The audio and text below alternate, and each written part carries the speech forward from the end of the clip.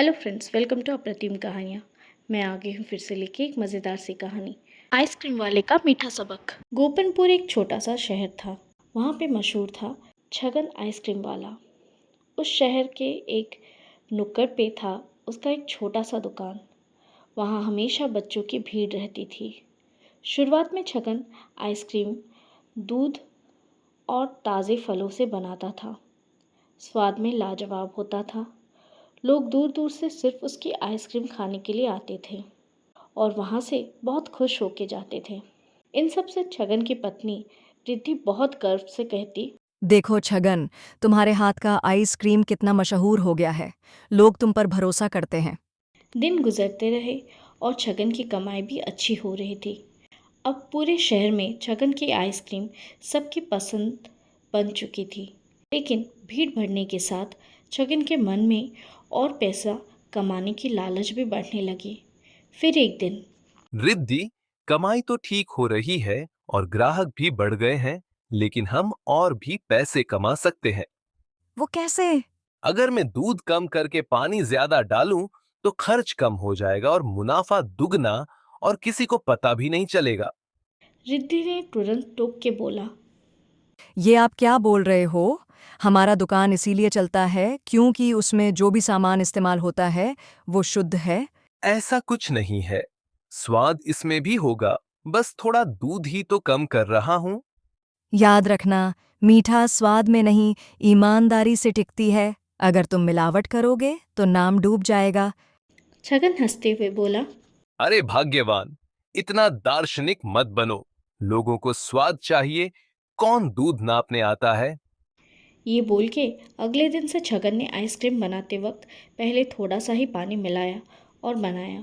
उस दिन कुछ खास फर्क लोगों को समझ में नहीं आया और उस दिन भी बाकी दिनों की तरह सारे आइसक्रीम बिक गए।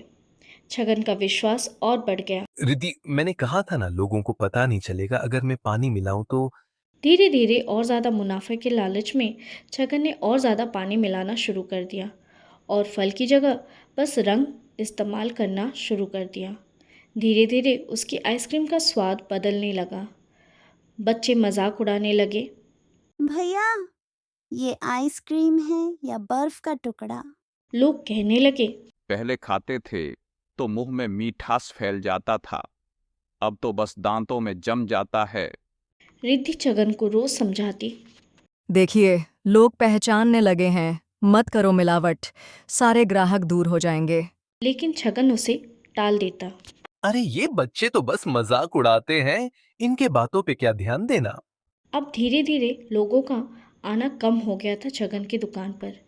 फिर एक दिन शहर में एक बहुत बड़ा मेला लगा। उस मेले में आइसक्रीम प्रतियोगिता रखी गई। ये अच्छा मौका है सबको दिखाने का और मेरा नाम और ग्राहक बढ़ाने का। मैं इसमें जरूर हिस्सा लूंगा। आप जरूर हिस्सा लो, लेकिन ईमानदारी से।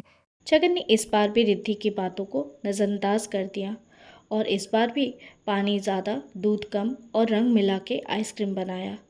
रिद्धि ने जाते जाते कहा, सुनो, अगर मिलावट करोगे तो भगवान भी तुम्हें नहीं बचा पाएंगे। छगन ने हंसते हुए बोला, तुम चिंता मत करो, मैं सब संभाल लूंगा। प्रतियोगिता शुरू हुई। सबसे पहले छगन की आइसक्रीम चखी गई। बच्चे बोल पड़े, इसमें तो दूध है ही नहीं, ये तो बस ये बर्फ तो है। बस बर्फ है। प्रधान जी ने भी चखते हुए मुंह बनाया और बोला। छगन, तुम्हारी आइसक्रीम तो बुखार दे देगी। पूरा मैदान हंसी से गूंज उठा। छगन का सर शर्म से झुक गया। वो अपना सामान समेटकर घर की ओर निकल पड़ा। रास्ते भर उसे बस रिद्धि की बोली हुई बातें याद आ रही थी। घर पहुंचते ही रिद्धि, जो दरवाजे पर खड़ी थी, पूछने लगी। इतनी जल्दी आ गए, कैसा रहा मेला? छगन ने चुपचाप सर झुका दिया।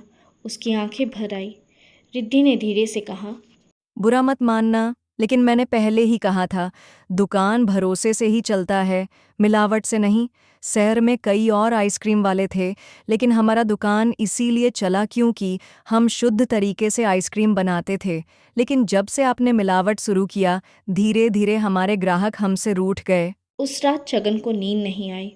उसे एहसास हुआ कि उसने न सिर्फ आइसक्रीम में मिलावट की, बल्कि अपनी पत्नी की बातें ना मानकर ग्राहकों का भी भरोसा तोड़ दिया। अगले दिन रिद्धि, मुझे माफ कर दो। लालच के चलते मैंने सबका भरोसा तोड़ा है और तुम्हें भी चोट पहुंचाई है। लेकिन आज से मैं कसम खाता हूं, अब चाहे मुनाफा हो या ना हो या कम हो, पर आइसक्रीम में मिलावट नहीं होगी। उस दिन छगन ने दूध वाले से अच्छा दूध लिया, ताज़े फल खरीदे और पूरी मेहनत और सच्चाई से आइसक्रीम बनाया। कुछ ही दिनों में लोग फिर उसके दुकान की ओर लौट आए। बच्चे फिर खुशी से बोलने लगे। छगन भैया, आपकी आइसक्रीम में तो अलग ही जादू है। छगन रिद्धि की ओर देख बोला। तुम्हारी बात ना मानकर मैंने सबक सीखा है। अब कभी गलती नहीं करूंगा। रिद्धि मुस्कुरा के बोली। याद रखना, मिठास सिर्फ चीनी से नहीं, सच्चाई से आता है। लालच भले कुछ दिनों का फायदा दे दे, लेकिन ईमानदारी ही लंबे समय तक मिठास बनाए रखती है।